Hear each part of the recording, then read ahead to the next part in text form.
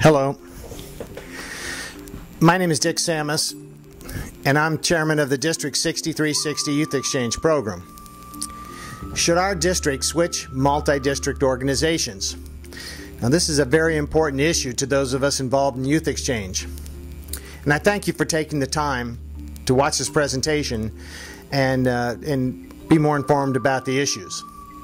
I'm going to try and walk you through the reasoning for the moves and discuss the pros and cons.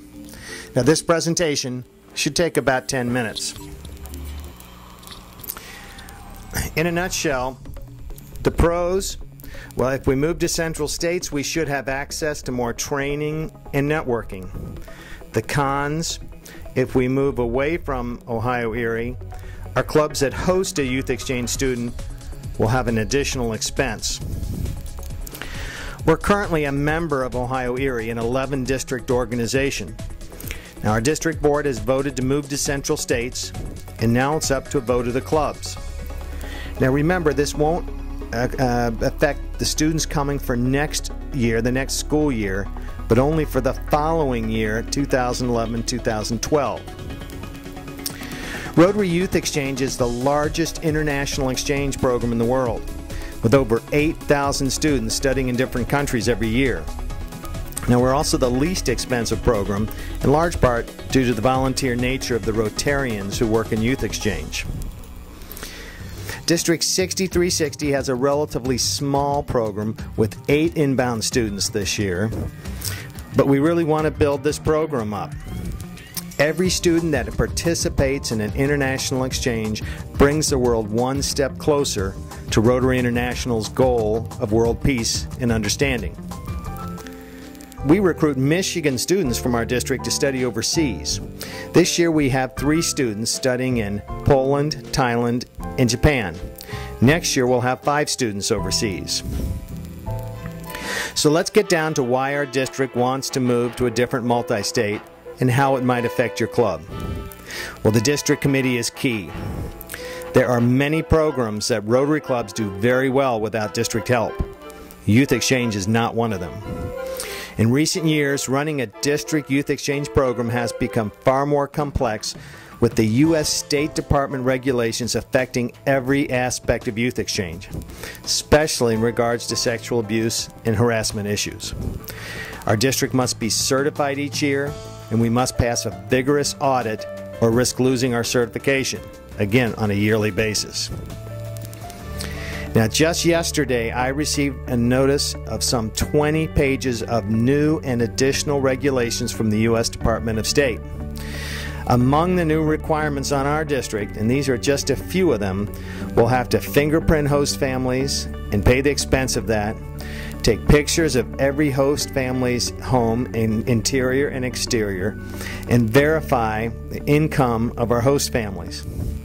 Now, the emphasis is of course on protecting the student, but these new regulations I predict will put some other international exchange programs out of business, but not Rotary Youth Exchange.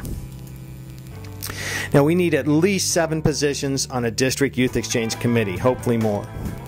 As chair, I am the only trained Rotarian on our committee, but the youth exchange chair can't possibly do it all. We desperately need to train up more committee members. Now all Rotary Youth Exchange multi-districts, like Ohio, Erie, and Central States, have training conferences helping Rotarians learn about these State Department regulations and all the forms necessary to survive an audit and keep our certification. Equally important is training club youth exchange officers. We're required to not only train these club officers, but provide proof that we have done so. Now, these listed items are just some of the complex tasks our district must complete each year. It's all connected with the audit. Committee is critical. I have 2 new members coming in, and I'm recruiting others. And if anyone listening to this has any interest in youth exchange, please contact me. I can use you. But how do I get these new members coming in to training conferences? Well, let's look at Ohio Erie on the map. It's comprised of 11 districts, starting with us in the far north and extending down to Tennessee and North Carolina. Now, Central States, shown here, consists of all of Michigan and other parts of the Midwest and Canada. We used to be in Central States before moving to Ohio Erie in the early 1990s. A lot has changed about Youth Exchange since we made that move. Now, this slide really shows the geography of our situation. Now let's look at Ohio Erie in the green. They have 2 training conferences a year in the Columbus, Ohio area, which is a 5 to 6 hour drive from our district depending on where you live. Other trainings are further south, like Asheville, North Carolina last year and Huntsville, West Virginia this year. Now, I simply can't take many volunteers at all to Columbus, Ohio, or especially further south. I don't have the budget for the travel, for the food, registration, the motels, and volunteers don't want to make these long trips, especially for a whole weekend. On the other hand, let's look at Central States in the red. They have 2 trainings a year in Grand Rapids and in Chicago. Their other trainings are done online using the latest internet training resources. The summer conference in Grand Rapids is huge. I could easily get 5 to 10 volunteers to drive to Grand Rapids for the all-day Saturday session. I know I could do this. I could afford to take probably 2, 3, 4 people for the whole weekend. These conferences are extremely motivating.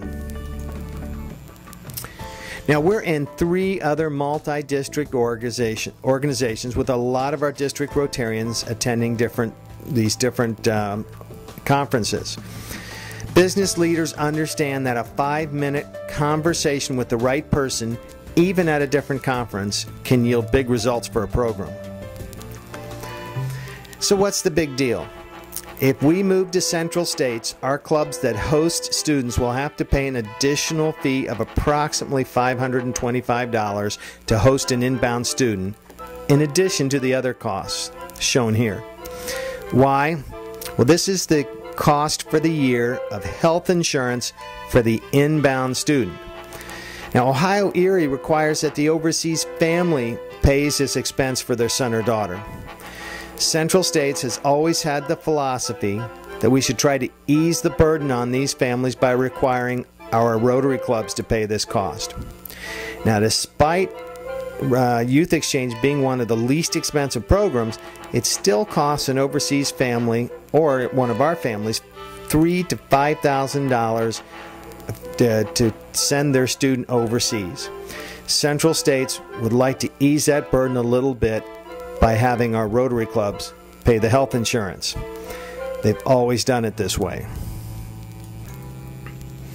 Now, any increased cost to our Rotary club is a burden, any of our clubs.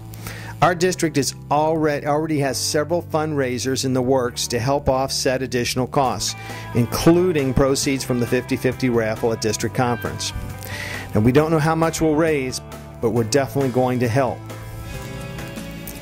On a personal note, I led a GSC team to District 1850 in Northern Germany in 2003. I met this man, Frederick Niedermeyer, who at that time was chairman of their Youth Exchange program, which was the largest and most successful Youth Exchange program in the world. They had 65 students coming in and 65 students going out every year. I've heard him called the godfather of Youth Exchange in other parts of the world. Now, I had a chance to talk to Frederick Niedermeyer and ask him if he had any advice on me helping my own district's Youth Exchange program. He asked me if we were part of Central States. I told him no. He said, get into Central States. Now, moving to Central States won't solve all our district's challenges in building and maintaining a quality Youth Exchange program, but I do think it's a step in the right direction. And maybe we can teach these students how to spell YMCA the correct way other than backwards. So now it's up to a vote of the clubs. And please make sure your club does participate in the vote. I hope this presentation has been helpful in explaining the issues. Please contact me if you have any questions that I can be of help with. And thank you for listening.